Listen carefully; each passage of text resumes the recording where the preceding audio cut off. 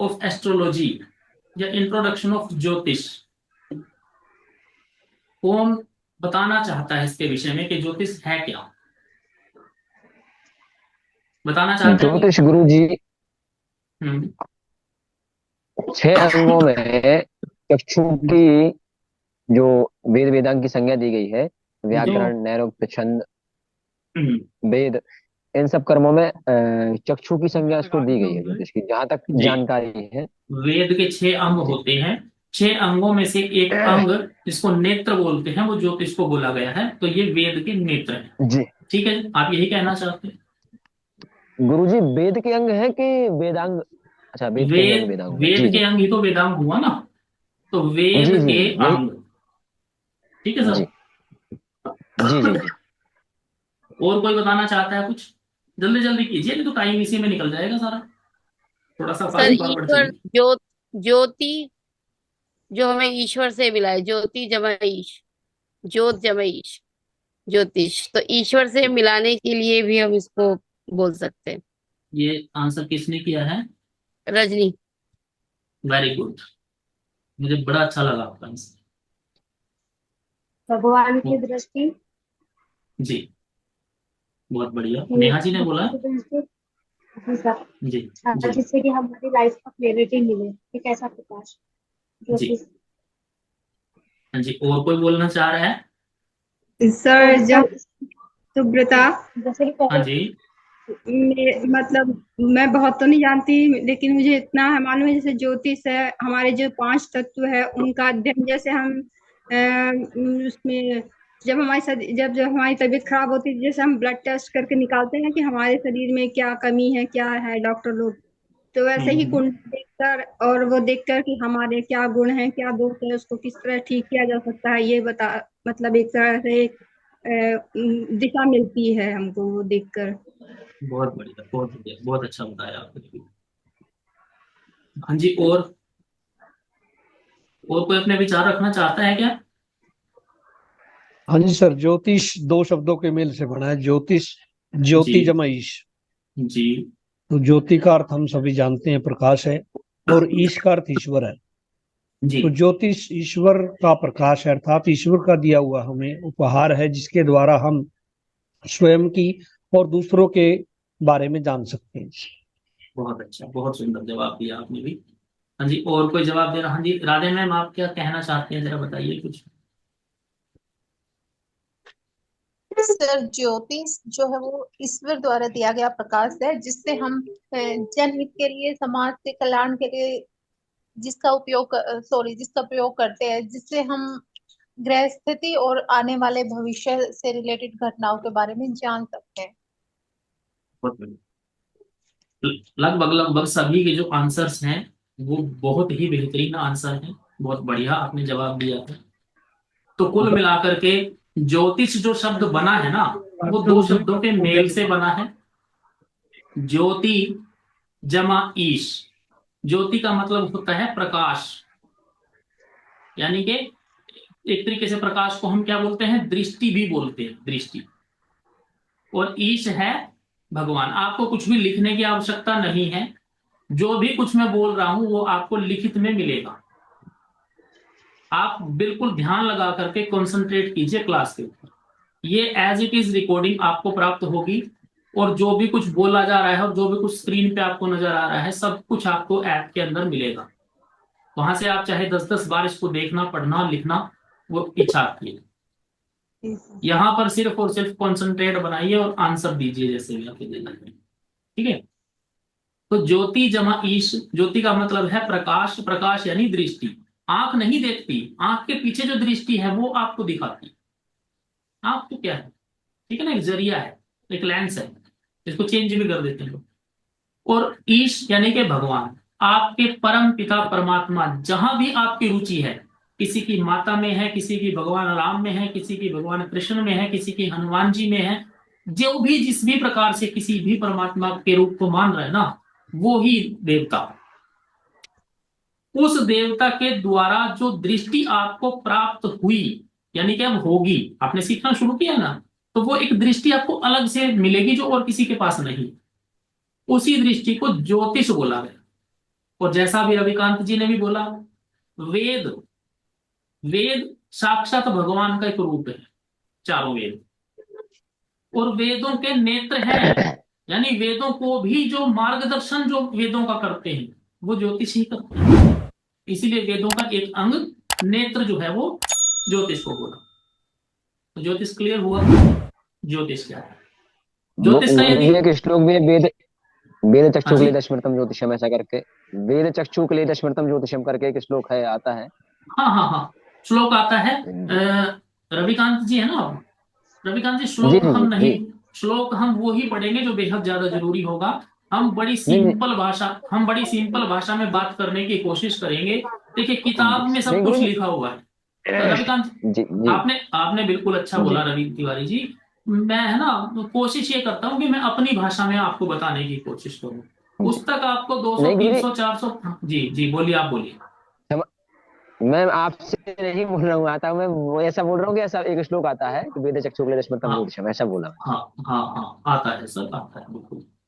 तो मतलब क्या है, हमें थोड़ा इजी करके पढ़ना है ताकि सभी रिलेट हो जी पाए। जी। जितना चलिए, जितना सरल रहेगा उतना अच्छा रहेगा। तो जी ज्योतिष का हमने जान लिया कि ज्योतिष क्या है।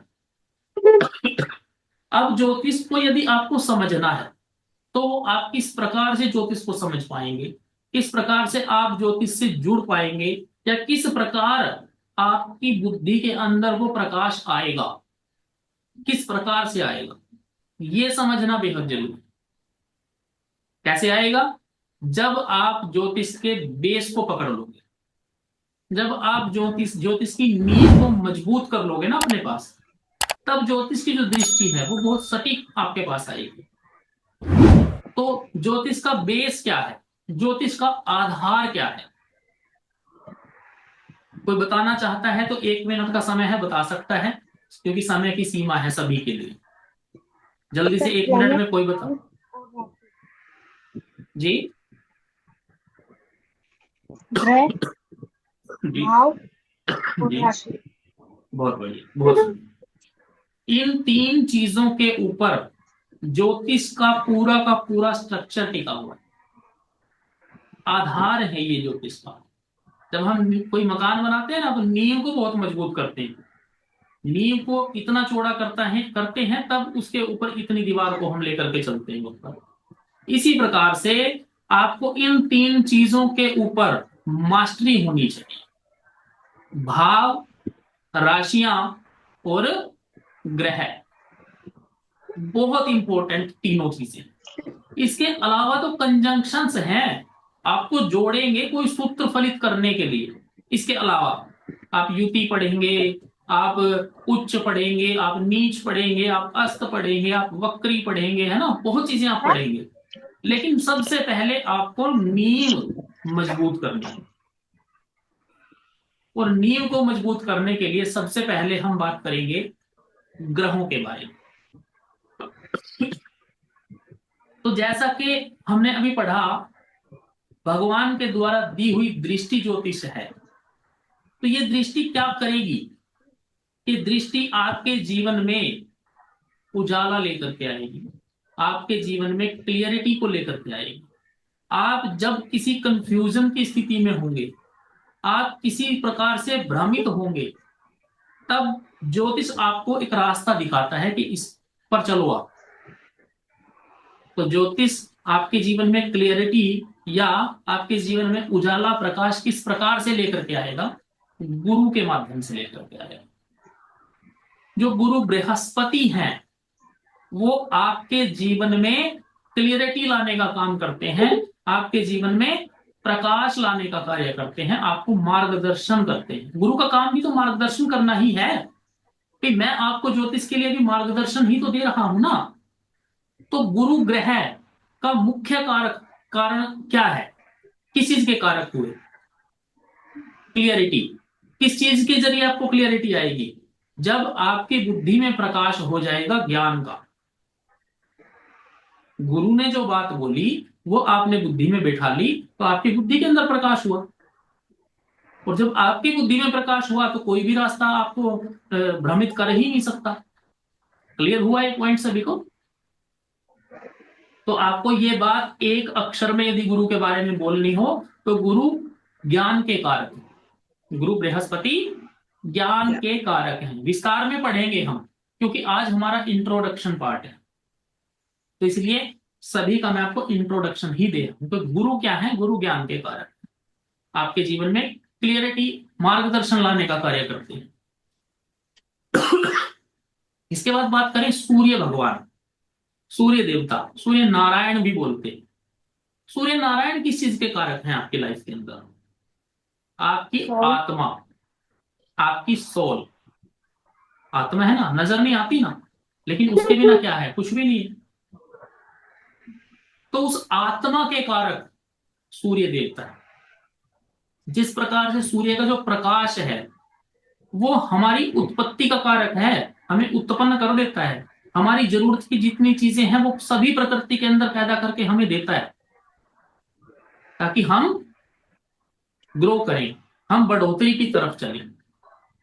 उसी प्रकार से सूर्य उस आत्मा का भी कारक है, और उस आत्मा के अंदर जो विचार उत्पन्न होंगे वो सूर्य बताएगा किस प्रकार के होंगे।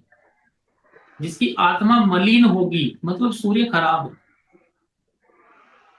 जो बहुत अच्छी सोल होगी, प्योर सोल होगी, शुद्ध आत्मा होगी, इसको हम बोलते हैं कि ये तो देवता स्वरूप इंसान है, उसका सूर्य आपको बहुत अच्छा मिलेगा।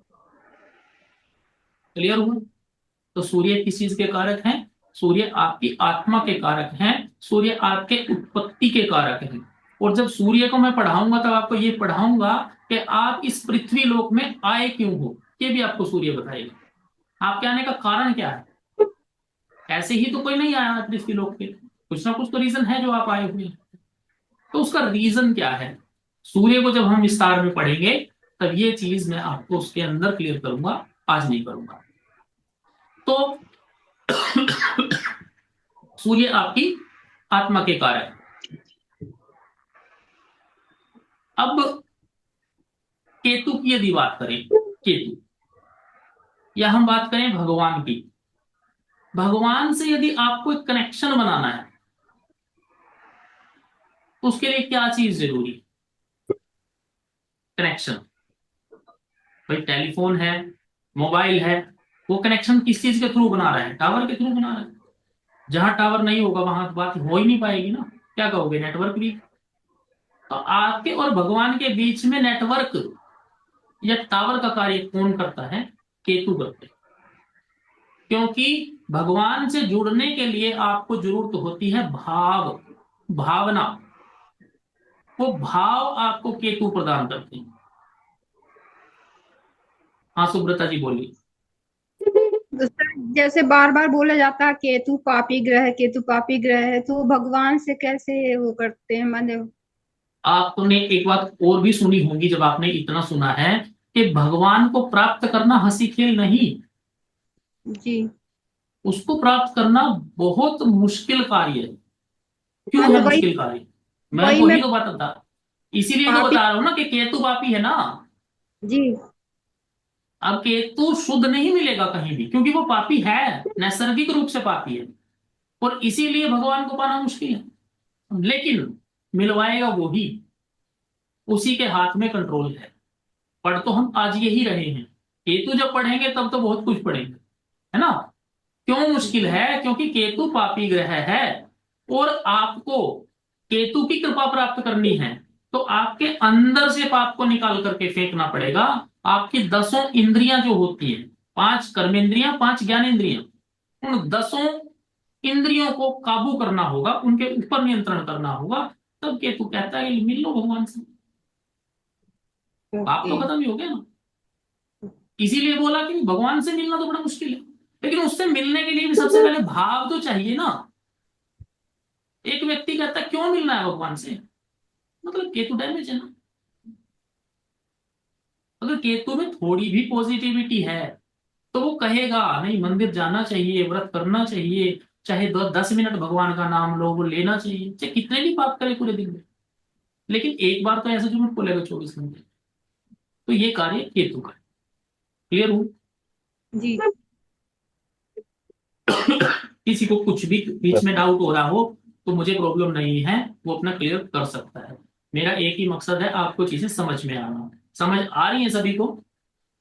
जी सर। गुरु जी समझ तो आए, लेकिन जब आप पूरी व्याख्या कर दें तो सवाल पूछना तो ज्यादा बेहतर है। इस बीच में जैसे आपने आप समझा, मतलब आपने समझा, पिछले का समझा, या क्या लाइन आप समझाएंगे, जब पूरा हो जाए तो ज्यादा अच्छा रहेगा हमारे हिसाब से। बीच बीच में तो आपकी चलता है आवाज रविकांत जी, आपकी आवाज कट रही है। आपने जो बोला मुझे जो समझ आया मैं बता देता हूँ आपको। आपने ऐसा बोला कि बीच में डिस्टरबेंस नहीं होनी चाहिए, उसको क्लियर आप चलने दो, यही बोला मेरे हिसाब से, है ना? जी जी जी जी जी गुरु जी गुरु जी। एक देखिए बार रविकांत जी, जैसे अ, सुर की बात चल रही है तो उसके चल रहा है, अभी आपकी आवाज बड़ी डिस्टर्ब है। सुर की बात चल रही है तो सुर के विषय में ही पूछा जाए। ऐसा है, अभी जैसे देखिए गुरु ना, जी अगर सूर्य की बात कर रहे हैं, हाँ बोलिए। तो सूर्य के विषय में ही पूछा जाए। अरे तो केतु की बात चल रही थी, तभी केतु के बारे में पूछा रविकांत जी उन्होंने। आपके यहाँ नेटवर्क वीक है शायद काफी। चलिए तो जो केतु है वो आपको पता चला, केतु भावना का कारक है, भाव का कारक है। और परमात्मा के और आपके बीच में जो कनेक्शन बनेगा वो वहां पर एक टावर की तरह कार्य करेगा। ठीक है। अच्छा, अब बात करते हैं हम भाव। भाव तो चलो आ जाएगा, लेकिन भाव बहुत जल्दी हमारे चेंज भी होते हैं। भावना, भावना को क्या बोलते हैं इंग्लिश में? फीलिंग्स। फीलिंग्स बहुत जल्दी जल्दी चेंज होती हैं लोगों के अंदर। अभी तो भक्त बन रहा है तो 10 मिनट बाद उसको लगेगा कि हाँ इसको भी लूट ले, उसको भी लूट ले, सभी को लूट ले, बस आज ही भर दे तिजोरी को, है ना? तो ये जो फीलिंग्स या जो भावना है, इस भावना का परिवर्तन किस वजह से होता है? क्यों ये भावना बार बार बार बार आपकी चेंज हो जाती है? क्योंकि भावना जो है, हाँ, ये चंद्रमा कंट्रोल करता है। और चंद्रमा की एक विशेष बात, कोई एस्ट्रोलॉजर इसके ऊपर बात नहीं करता, कि चंद्रमा की 16 कलाएं होती हैं। हर रोज चंद्रमा बढ़ता है और हर रोज ही घटता है। 15-15 दिन के दो पक्ष चंद्रमा के हैं। एक को शुक्ल पक्ष बोलते हैं जिसमें घटेगा, एक को शुक्ल पक्ष सॉरी कृष्ण पक्ष बोलते हैं जिसमें घटेगा, शुक्ल पक्ष बोलते हैं जिसमें बढ़ेगा हर रोज। प्रतिपदा से 1 से शुरू होगा और 15 तक जाएगा, 15वां को बोलेंगे पूर्णिमा। और जब घटना शुरू होगा तो 1 से शुरू होगा और 15 तक जाएगा, उस 15 को बोलेंगे अमावस्या। होता क्या है, हर रोज एक कला बढ़ता है या एक कला घटता है। 16 कलाओं के ऊपर बहुत लंबा विषय है, बहुत लंबा, 5-6-7 क्लास आपकी लग जाएंगी, पढ़ाना शुरू करूंगा तो इसके अंदर नहीं आएगा वो। कभी अलग से ही बात करेंगे, कभी किसी और मूड में होंगे तब बात करेंगे। क्योंकि हर एक कला आपको एक चीज देती है, आपके अंदर कुछ ना कुछ एक चीज। 16 कला संपूर्ण किसको माना गया? भगवान श्री कृष्ण को। भगवान श्री कृष्ण को सर। और राम जी को 12 कला। No idea. 14 कला। 2 कला लुप्त हो गई 14 थी। तो वो कौन सी 2 14 कला कला। लुप्त हुई? वो एक एक कला में क्या क्या चीज आपको प्राप्त होती है, और आपका चंद्रमा कितनी कलाओं पर था जब आपका जन्म हुआ, और कितनी कलाएं आप लेकर के पैदा हुए और कितनी कलाएं आपके पास है ही नहीं। ये बहुत बड़ा विषय है। अच्छा गुरु जी, ये भी विषय करता, मैटर करता है कि आप कितनी बहुत कला ही, से युक्त, मतलब तो सारा मैटर ही उसके ऊपर है। भाई चंद्रमा को पक्ष बली क्यों माना, ये चंद्रमा को पक्ष से कमजोर क्यों माना? जी जी जी। एक बच्चे का जन्म अमावस्या में हो रहा है, चंद्रमा है ही नहीं। एक बच्चे का जन्म पूर्णिमा को हो रहा है, चंद्रमा पूर्ण है ना? बहुत कुछ इफेक्ट जी करता है। इस विषय को बस मैंने हल्का सा आपसे डिस्कस किया है।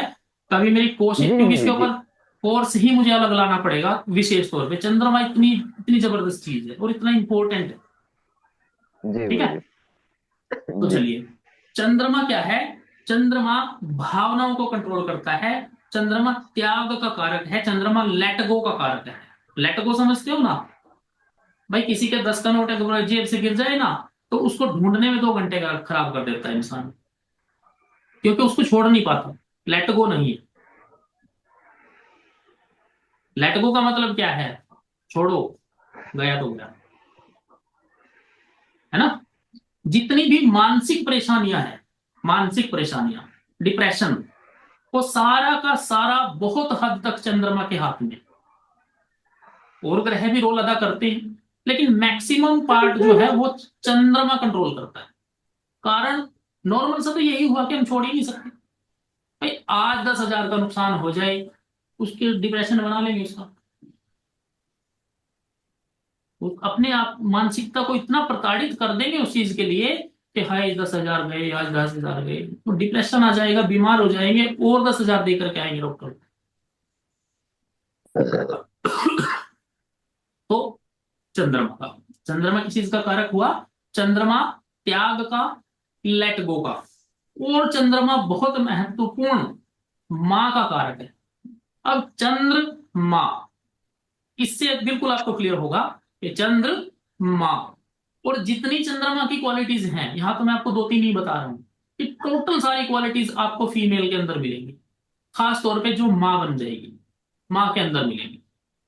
वो अपने बच्चे के लिए कुछ भी चीज का त्याग कर सकती है, अपने बच्चे के लिए किस हद तक भी सहन कर सकती है। सहनशीलता है, संवेदनशीलता है ना। और एक अलग प्रकार की फीलिंग माँ के पास होने से बच्चे को आती है। कितना भी डरा हुआ हो, कितना भी परेशान हो, कितना भी डिप्रेस्ड हो, जब माँ के आंचल में चला जाता है, तब उसको जो छाया प्राप्त होती है, उसके अंदर सारी मानसिक पीड़ा खत्म हो जाती है। तो चंद्रमा का दूसरा रूप माँ। और ज्योतिष में तो सूर्य को पिता और चंद्रमा को माँ ही बताया है। वो मैं आपको जब संबंध कराऊंगा तब उसके अंदर आ जाएगा। तो चंद्रमा पेशेंस, धैर्य। माँ के अंदर कितना धैर्य होता है समझो। वो खाना बनाएगी, सारा काम करेगी, पूरा दिन लगी रहेगी, और लास्ट में क्या पता उसके लिए बचे भी ना। कोई एक मेहमान आ जाए, कोई बच्चे का दोस्त साथ में आ जाए, कोई बात नहीं, वो धैर्य है उसका, चंद्रमा ही देता है, और वो साक्षात चंद्रमा है। ठीक है। तो चंद्रमा के कारक क्या क्या हुए ये आपको समझ आया। बात करें, आपको यदि परमात्मा को पाना है तो भाव तो आपके मजबूत होने ही चाहिए, फीलिंग्स तो आपकी कंट्रोल होनी ही चाहिए। मैंने क्या बोला, केतु क्या कहेगा कि भाई 10 की 10 इंद्रियों को कंट्रोल कर लो। चंद्रमा क्या कहता है, फीलिंग्स। 10 की 10 इंद्रियां हमारी क्या है, फीलिंग्स ही तो हैं। भूख लगेगी, कान कुछ भी सुन लेगा। अब आप इतना कंट्रोल कीजिए ना, जो आप सुनना चाहते हो वही सुनो। मतलब कान में तो आएगी, दिमाग में नहीं आनी चाहिए वो चीज, है ना। ना सूंघने का है। अब इतना कंट्रोल आपका अपनी इंद्रिय के ऊपर होना चाहिए भाई, जो मुझे मन करेगा वो ही हम स्मेल करेंगे, नहीं तो स्मेल ही नहीं करेंगे। हाथ है, कहीं भी चल रहे हैं, है ना, अपना कंट्रोल होना चाहिए। तो वो कंट्रोल कब होगा, जब आपकी फीलिंग्स के ऊपर आपका कंट्रोल होगा, यानी कि आपका चंद्रमा जब आपके हाथ में होगा तब। लेकिन ये तो चलो फीलिंग्स की बात हुई, आपकी बॉडी में भी तो एनर्जी होनी चाहिए ना। भाई फीलिंग तो बहुत है, पर बॉडी में है ही नहीं कुछ, उठ ही नहीं पा रहे चारपाई से, चक्कर आ रहे हैं, बैठ नहीं पाते। तो एनर्जी, एनर्जी आपको मंगल देगा। मंगल इसलिए बहुत इंपॉर्टेंट है। आपकी बॉडी के अंदर जो एनर्जी है, जो साहस है, जो बल है, जो पराक्रम है, वो टोटली मंगल आपको देता है। तो मंगल किस चीज का कारक हुआ, आपके बल का, आपकी शक्ति, आपकी पावर, आपकी एनर्जी। मंगल की बात करें अच्छा, जब आपके अंदर एनर्जी होगी, आपके अंदर एनर्जी होगी ना, तो वो बताने की जरूरत नहीं पड़ती कि मेरे अंदर एनर्जी, उसकी हरकतों से पता चलती है कि एनर्जी है इसके अंदर। ठीक है ना। भाई बीमार को तो फिर भी बताना पड़ेगा कि भाई चारपाई पे इसलिए लेटा हुआ हूं कि बीमार हूं, लेकिन जिसके अंदर एनर्जी होगी वो तो छत से छलांग लगाएगा ना, रुकेगा भी नहीं। समझ रहे हो। मतलब कहने का क्या हुआ, जिसके अंदर एनर्जी भरपूर हो जाएगी उसके अंदर डिजायर्स बहुत ज्यादा पैदा होंगी, उस शक्ति का तो इस्तेमाल कहीं पे करेगा ना, प्राप्त करने के लिए करेगा, उसको बोलेगा। एनर्जी है तो राहु डिजायर्स का कारक है। आपकी इच्छाएं, आपकी एम्बिशंस, आपके एम लिमिट में है, लिमिट में है तो मंगल के हुए, एनर्जी के हुए। और जब वो अनलिमिटेड हो गए, कंट्रोल से बाहर हो गए, अनकंट्रोलेबल हो गए, तब वो राहु हो जाता है। ठीक, तो अनकंट्रोलेबल डिजायर्स, भ्रम, इल्यूजन भी है राहु। आपको पता ही नहीं चलेगा, पावर ही इतनी है कि मैं पहले क्या कर दूं, पता ही नहीं चलेगा, कंफ्यूजन। ठीक, और मैटेरियलिस्टिक डिजायर्स होंगी आपकी सारी। राहु जब आपकी एनर्जी को यूज कर रहा होगा, तब आपको मंदिर लेकर के नहीं जाएगा, भक्ति में नहीं बिठाएगा। वो क्या कहेगा, ये भी चाहिए, ये गाड़ी भी चाहिए, ये बंगला भी चाहिए, अच्छा ये वाला नेकलेस पहना है, ये तो मुझे भी चाहिए, होता है ना। तो वो जो डिजायर्स हैं वो सोचेगा ही कुछ नहीं कि मुझे क्या, जेब में 10 रुपए भी ना हो, 10 लाख की चीज की डिमांड करेगा सीधा। वो राहु की डिजायर्स। नॉर्मल सर अगर डिजायर्स, दोनों जी सर मैं ऐसा कह रही हूँ कि जैसे ना अगर किसी की डिजायर वो बहुत ज्यादा है और वो मतलब फुलफिल भी करता है अपने डिजायर को, लेकिन अगर उसमें भक्ति भाव भी ज्यादा है, जैसे कि केतु के सिम्टम्स जिसको कह सकते हैं कि आध्यात्मिक भी हो, तो उसमें क्या मतलब वो करते हैं अपन। वो भी होगा। उसके लिए जब हम दशा अंतरदशा गोचर की बात करेंगे ना, जब आपको पॉइंट क्लियर हो जाएगा, दोनों चीजें एक ही टाइम पे किस तरह से आएंगी। ठीक है ना। तो राहु क्या हुआ, आपकी अनकंट्रोलेबल डिजायर्स हुई, आपका इल्यूजन हुआ, आपका भ्रमित होना हुआ, आपकी इस भौतिक जगत की चीजों के प्रति इच्छाएं पैदा जो होंगी, उनका कारक भी राहु हो। अब इच्छाएं जब पैदा होंगी, भाई एनर्जी भी आपके अंदर बहुत है, ठीक है ना। आपकी क्लियरिटी गुरु ने करवा दी, आपकी उत्पत्ति, आपकी आत्मा का सूर्य ने बता दिया किस प्रकार की सोल आप लेकर के पैदा हुए हो। केतु ने आपके अंदर कुछ भाव जगाए कि भाई कुछ स्पिरिचुअल भी देख इस दुनियादारी के अंदर। लेकिन एनर्जी आपके अंदर इतनी ज्यादा भरपूर मात्रा में हुई कि राहु ने कंट्रोल कर लिया और बोला ठीक है रे, भक्ति तो होती रहेगी, सुबह दिया लगाया तो था, चल आज कहीं से ऐसा जुगाड़ करते हैं कि 10 लाख रुपए का प्रॉफिट करके आए शाम को। ठीक है। अब जो ये राहु ये जो चीजें आपके अंदर लेकर के आएगा, इनकी पूर्ति आप कैसे करोगे। इनकी पूर्ति करने के लिए आपको वीनस की जरूरत पड़ेगी, शुक्र की जरूरत आपको पड़ेगी। शुक्र आपकी धन संपत्ति, ये वर्ड समझना, धन संपत्ति बोला है मैंने, मतलब अपार, अपारता की बात हो रही है यहाँ पे, लिमिट में नहीं, अनलिमिटेड जो संपत्ति है, ये 1000 करोड़ का मालिक, ये 10,000 करोड़ का मालिक, ये 5 करोड़ रुपए महीने के लेता है, वो जो संपत्ति है, उस संपत्ति का कारक शुक्र है। नॉर्मल जो पैसा है, जो आप मेहनत करके अर्न कर रहे हो, बचा भी रहे हो चाहे उसके अंदर, वो सारा गुरु के अंदर है, गुरु बृहस्पति। क्योंकि वो क्लियरिटी के साथ आपको लेकर के आएगा कि आपने मेहनत की एक चीज के लिए और उसका आपको फल मिला। ठीक, दोनों के अंदर डिफरेंस है। अच्छा, तो शुक्र किस चीज का कारक हुआ, शुक्र आपकी अपार धन संपत्ति का कारक हुआ। और जब अपार धन संपत्ति आपको प्राप्त होगी, तो ऐसा तो है नहीं कि आप चटाई बिछा करके जमीन पर सोओगे, है ना, ये साइकिल से चलोगे। तब ऐश्वर्य भी आपको प्राप्त होंगे, सभी सुख सुविधाएं, सभी आराम भी आपको प्राप्त होंगे। इन सब चीजों का कारक भी शुक्र भगवान हुए, शुक्र देवता हुए, शुक्र ग्रह हुए। क्लियर है।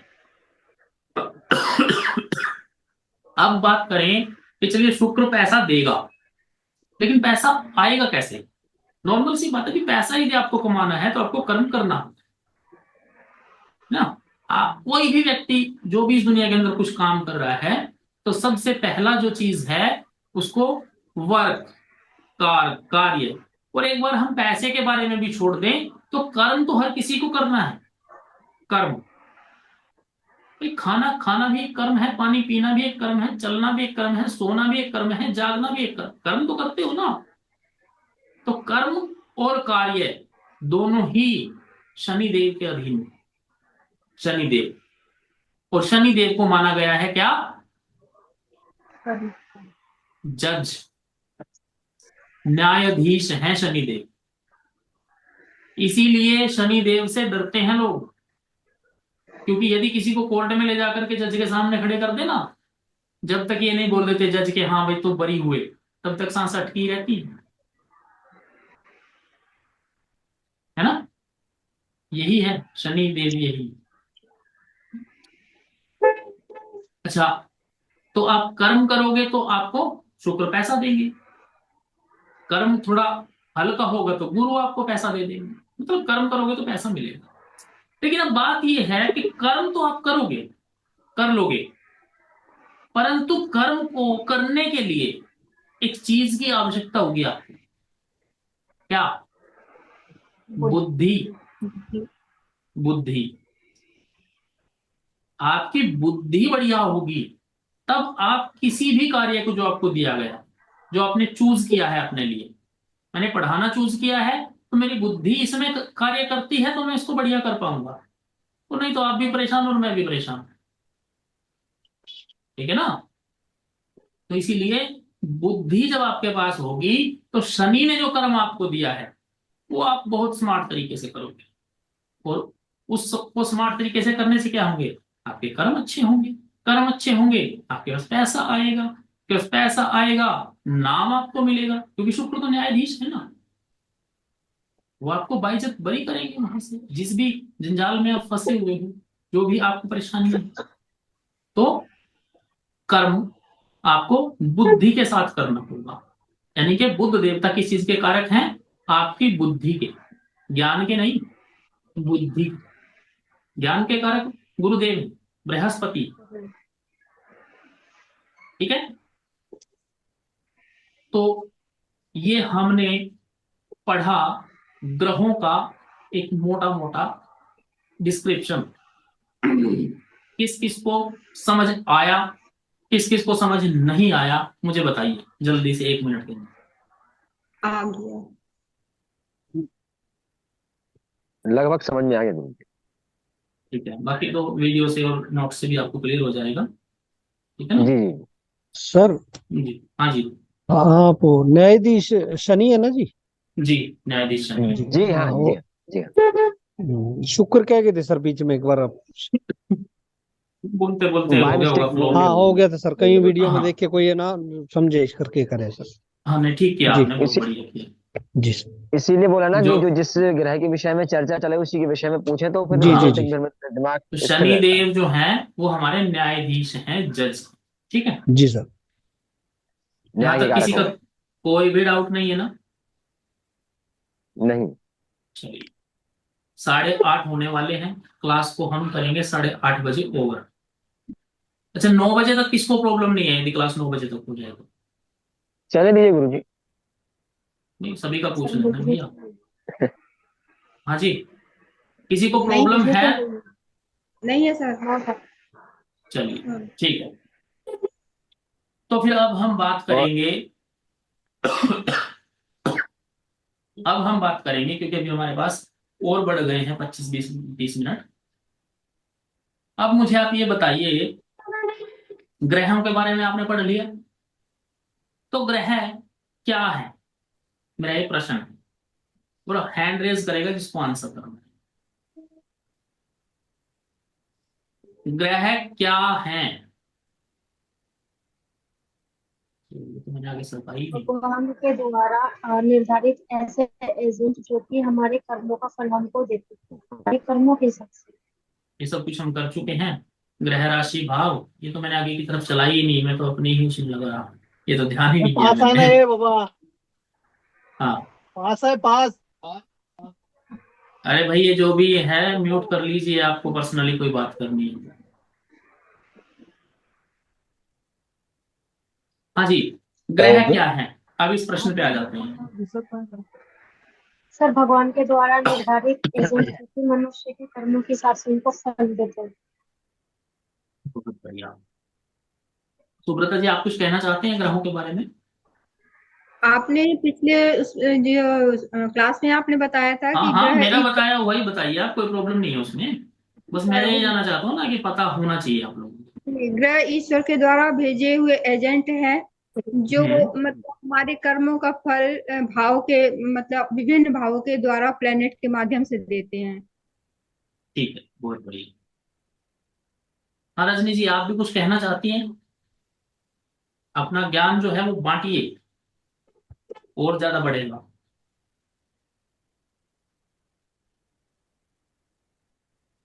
रजनी जी बोलिए, ग्रह क्या है?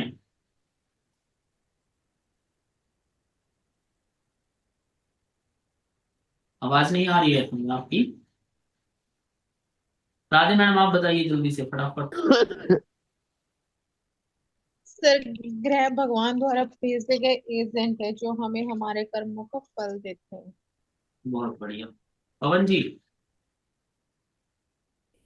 जी सर, ग्रह ईश्वर द्वारा निर्धारित किए गए दूत हैं, एजेंट हैं, जो हमें जी, विभिन्न भावों से विभिन्न वस्तुएं प्रदान करते बहुत बढ़िया।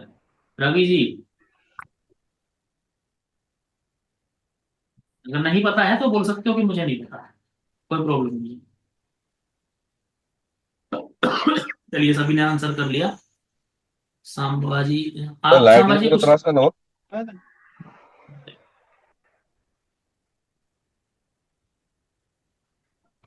हाँ जी, चलिए हम करते हैं इनको थोड़ा म्यूट। ये बोल रहे थे बीच में कुछ अपना पर्सनल। सभी ने बहुत अच्छा जवाब दिया। मुझे बड़ी खुशी हुई ये जान करके कि जो मैंने क्लास में किसी में भी बताया वो आपको अच्छे से पता है सभी। ठीक है। ग्रह क्या है? ठीक ग्रह है। भगवान के द्वारा नियुक्त किए गए एजेंट्स हैं। ये किसी किताब में नहीं मिलेगा, ये मेरी पर्सनल थ्योरी है, समझाने के लिए मैंने आपको बताई गई है। ठीक है। इसको समझिए कि कार्य क्या है इनका।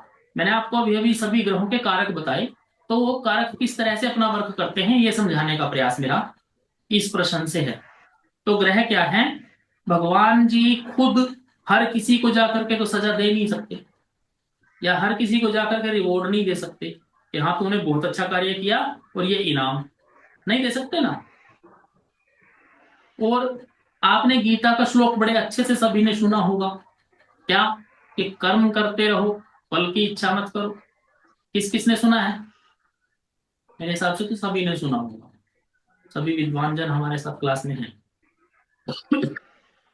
इस श्लोक का मतलब ही ये है कि भाई तुम कैसा भी कर्म करो, फल तो तुम्हें भोगना ही है।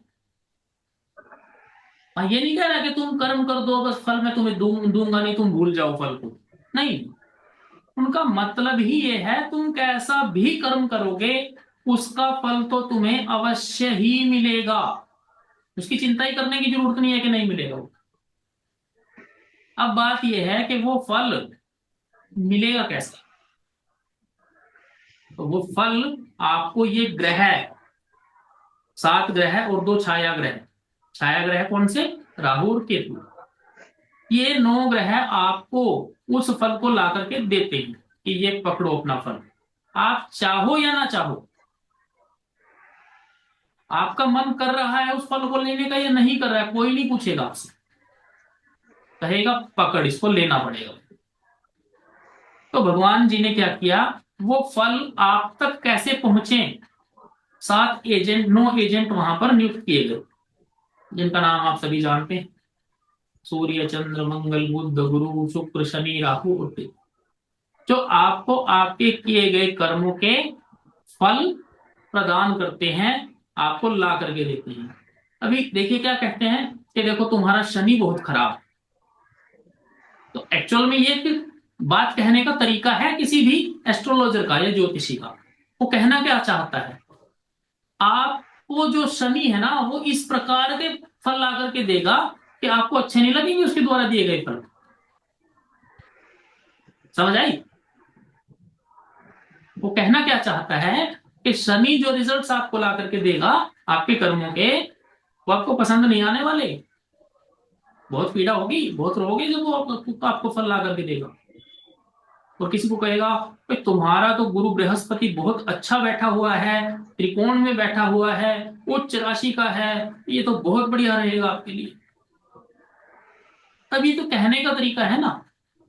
कह क्या रहा है कि गुरु बृहस्पति आपके इतने उत्तम हैं कि इतने बढ़िया आपको परिणाम ला करके देंगे, जब वो आपको रिजल्ट देंगे ना, तब आपका जीवन का आनंद आप उस टाइम पे लोगे, गोल्डन पीरियड होगा।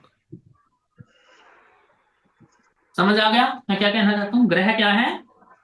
ग्रह भगवान के द्वारा नियुक्त किए गए वो एजेंट्स हैं या वो दूत हैं जो आपको आपके कर्मों के फल ला करके देते हैं। क्लियर है सभी को?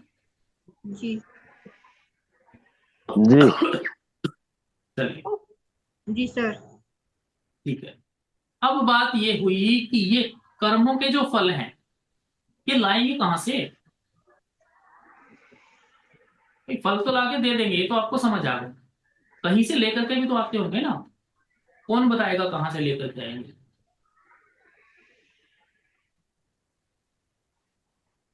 सर भाव से लेकर आएंगे। ठीक, बहुत बढ़िया।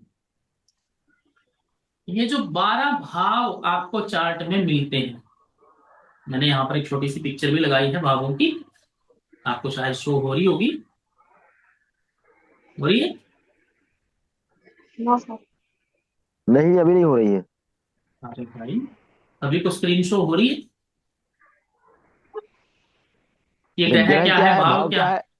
जी आ सर, रहा है ना राशि लिखा क्या है? हुआ? जी जी तो इसी जी के जी साथ में एक छोटी सी कुंडली बनी हुई नजर आ रही होगी, मैं भी हाँ दिखाता हूँ हाँ आपको। हाँ, जी जी जी जी जी जी हो रही। जी ठीक है, बस ये आ गई ना। ठीक है फिर तो यही, ये जो चार्ट है, यही चार्ट, इसको हम कुंडली बोलते हैं। और जो खाने बने हुए होते हैं ना, इनको भाव बोलते हैं। हम डिटेल में पढ़ेंगे इनके बारे में हम, ठीक है। ये वाला, ये जो 12 खाने बने जी हुए हैं, ये एक, ये दूसरा, तीसरा, चौथा, पांचवा, छठा, सातवां, आठवां, 9, 10, 11, 12, नजर आ गए 12 खाने बने हुए हैं। जी जी ये जो 12 खाने बने हुए हैं, ये 12 के 12 जो खाने हैं ना, इनको क्या बोलते हैं हम? अब आगे होंगे। भाव। हाँ, इन 12 को बोलते हैं भाव। ठीक है, गिनती भी लिखी हुई है देखो। ये 12 भाव क्या है, ये आप समझने के लिए ऐसा समझिए कि ये 12 खेत हैं आपके पास। खेत समझते हो ना क्या होते हैं? सभी समझते हैं खेत क्या होते हैं? जी जी जी जी तो ये 12 खेत हैं आपके पास। हर एक खेत में अलग प्रकार की फसल उगाई जाएगी।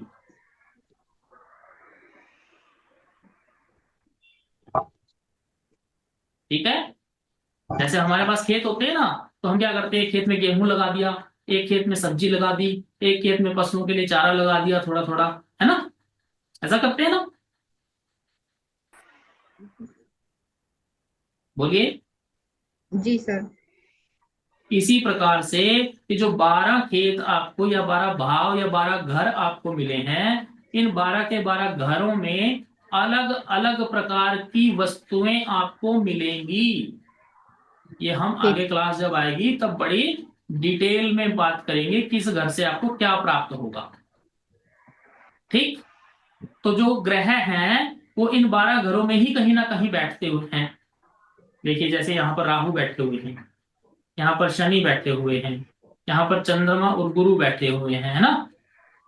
ठीक है, तो ये जो ग्रह यहाँ पर बैठे हुए हैं ना, ये ग्रह यहां से रिजल्ट लेकर के जाके आपको देंगे। समझ आ गया? जी सर। तो जो हमारा प्रश्न था, कहां से लाएंगे रिजल्ट? भावों से, इन घरों से रिजल्ट लेकर के आएंगे। जो आपकी फसल जो लगेगी ना यहां से, वहीं से तो काट करके लाएंगे। डाउट है किसी को कुछ? No sir. चलिए बहुत बढ़िया। अब बात करें राशियां। राशियां क्या होती हैं? अभी तो काम रहा ही है ना, देखिए राशियों का। भावों में फसल लगी हुई है, ग्रह गए वहां से फसल उठाई और आपको ला करके पकड़ा दी, आपको अच्छी लगे ना लगे, है ना? तो राशियों का क्या कार्य है, बता सकते हैं आप? सर राशि ग्रह मेरे ख्याल से एड्रेस है, घर घर का एड्रेस है। ये नेहा जी ने बताया ना? नहीं सर, सुब्रता। अच्छा, सुब्रता शुभ जी ने। ठीक है, ठीक है, बहुत बढ़िया बताया आपने। मतलब हाँ। ग्रह और हाँ भाव को जोड़ ग्रह और भाव को जोड़ने का जो कार्य करती है वो राशि बनती है।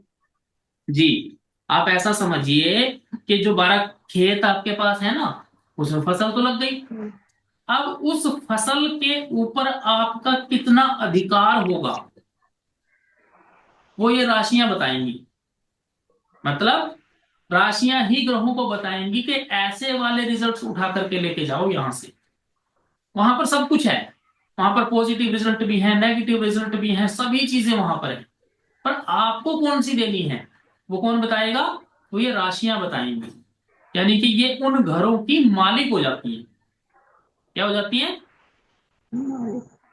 मालिक। माल।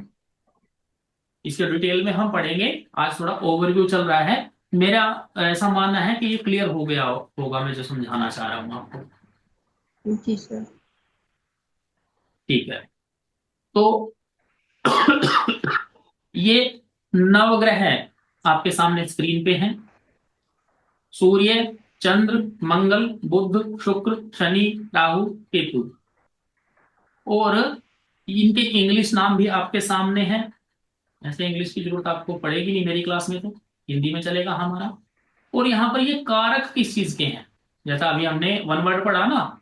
सूर्य आत्मा का कारक है, चंद्रमा मन का कारक है, मंगल पराक्रम का कारक है, बुद्धि बुध वाणी का बुद्धि का कारक है, गुरु ज्ञान का कारक है, शुक्र सुख का कारक है, शनि शनि जो है संघर्ष का कारक है, राहु अहंकार का, और केतु मोक्ष का। इस प्रकार के कारक ये घर हैं। तो ये आपको याद हो जाने चाहिए अच्छे से, और मुझे नहीं लगता कि इसमें कोई परेशानी आपको होगी। ठीक है। अब बात करें भाव। जैसा अभी मैंने उस भी छोटी वाली स्लाइड में भी आपको बताया, यहां पर मैं फिर से बता देता हूं। ये 12 भाव हैं। ये एक, ये दो, तीन, चार, पांच, छ, सात, आठ, नौ, 10, 11 और 12, है ना? अब बात जी यह है कि यदि अब जो कुंडली आपके सामने नजर आ रही है, अब ये कितने भाव हैं? 12। 12। अब यदि इसमें नंबर लिखे हों या ना लिखे हों, ये 12 ही भाव रहने वाले हैं, और हमेशा ये पहला भाव रहेगा। ठीक है। इनके अंदर कोई भी नंबर नहीं लिखा लग्न। है। जब भी ये पहला भाव होगा, यानी आपको जब भी भाव गिनने होंगे, तो ये पहला भाव है आपका। ठीक है। ये दूसरा, तीसरा, चौथा, ये कहीं भी गिनती लिख करके आपको नहीं मिलेगी। ये आपको याद ही रखना है, एज्यूम ही करना है। ठीक है जी, समझ आया? जी। अब मुझे ये जी। बताइए, सातवां भाव कौन सा है? फर्स्ट के सामने। जिस पे 7 लिखा हुआ है। बहुत बढ़िया, बहुत बढ़िया। ऐसे ही बताना है कि ये नंबर लिखा हुआ है, ये सातवां भाव है। ठीक है। अब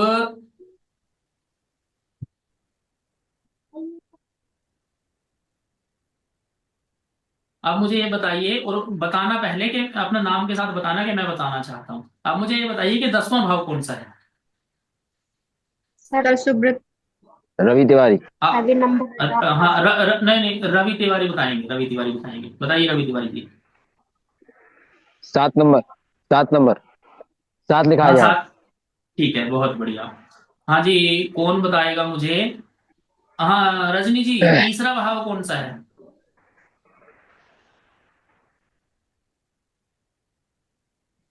रजनी जी, आप बोल सकती हैं क्या? नहीं बोल सकती तो चैट में भी आंसर कर सकते हैं आप चाहें तो। 12 आवाज नहीं आ रही मेरी? हाँ, अब आई है आपकी आवाज। बहुत कम आई है अभी भी। ठीक है। ये आपको सभी को क्लियर है। सुब्रता जी बताइए, 11वां भाव कौन सा है? सर जिसमें नंबर 8 लिखा है। बहुत 8। बढ़िया। राधे मैम आप बताइए छठा भाव कौन सा है? सर 4 नंबर राशि, सॉरी छठा भाव, 3 नंबर राशि। ठीक है। हाँ संभाजी 12वां भाव कौन सा है? तो जहाँ पे 9 नंबर लिखा है। बहुत बढ़िया, अब मुझे क्लियर हो गया कि सभी को इनके अंदर कंफ्यूजन नहीं है। नहीं, बहुत सारे बच्चों को इसी में कंफ्यूजन रहता है। यहाँ पर जो नंबर लिखा होता है ना, उसी को वो वाला भाव मान लेते हैं, जबकि यहाँ पर जो नंबर आपको लिख करके मिलेगा वो राशियों का नंबर मिलेगा। ठीक है, बहुत बढ़िया। अच्छा, ये जो लिस्ट आपके सामने है ये है राशियों की लिस्ट। अभी किस किस को राशियां याद हैं? सर राशि मुझे तो याद ही है गुरुजी। हाँ जी, सभी को राशियां याद है क्या? जी सर। हिंदी में याद है गुरुजी। हाँ, हिंदी में हो, मुझे कोई प्रॉब्लम नहीं है उससे। आपको एक बात बिल्कुल अच्छे से ध्यान रखनी है, राशियां आपको इस क्रम से याद होनी चाहिए। ये जो गिनती लिखी हुई है ना, जी इसी क्रम से है। इसी क्रम से सभी को राशियां बहुत बेहतरीन तरीके से याद होनी चाहिए। आपसे कल सबसे मतलब नेक्स्ट क्लास हमारी होगी मंडे को। मंडे को सबसे पहले आपसे इस इन चीजों के बारे में ही पूछा जाएगा। और ये भी समझ लेना कि यदि 3 स्टूडेंट्स को गलत पता होगा तो क्लास नहीं लूंगा मैं आगे। उस दिन वो ही पढ़ाया जाएगा। फिर कोई भी 3 स्टूडेंट जिनसे मैं पूछूंगा और उनको क्रम से ये राशियां याद नहीं हुई, स्वामी तो मैं आपको करवा दूंगा याद। कर लेंगे तो बड़ी अच्छी बात है, नहीं तो इसकी बात नहीं हो रही। राशियां क्रम से याद होनी चाहिए। यदि किसी भी 3 स्टूडेंट्स को ये याद नहीं हुई तो क्लास आगे नहीं होगी। आप रिस्पॉन्सिबल होंगे फिर उस चीज के लिए। ठीक है, जी चलिए। तो ये हमारा आज का जो सेशन था, आज का जो हमारी क्लास थी, ये ओवरव्यू था कुल मिलाकर के ज्योतिष के इंट्रोडक्शन का। किसी के सबको, कोई क्वेश्चन? हाँ जी। नहीं मैं बोल रही सबको शनि का काम करना पड़ेगा, हार्ड वर्क। हाँ, हार्ड वर्क करेगा, लेकिन मैं देखिए अपने आप कहूंगा तो ठीक है, आप ही बताएंगे। मेरी जो लैंग्वेज होती है ना पढ़ाते हुए, मैं बहुत ज्यादा किताबी लैंग्वेज का इस्तेमाल करता नहीं हूँ। मैं जी बहुत सर। रिलेटेबल जो लैंग्वेज है ना उसका इस्तेमाल आपके साथ करता हूँ, कि जिसके आप ना बड़ी जल्दी से कनेक्ट कर पाए। देसी नहीं सर, भाषा का इस्तेमाल करता हूँ। नहीं नहीं जी सर, आप बोले ना कोई 3 नहीं बताएगा तो क्लास नहीं लगेगी, तो मैंने बोला सबको शनि के काम करना पड़ेगा, हाँ, हार्ड वर्क, नहीं तो क्लास फिर आगे नहीं बढ़ेगी।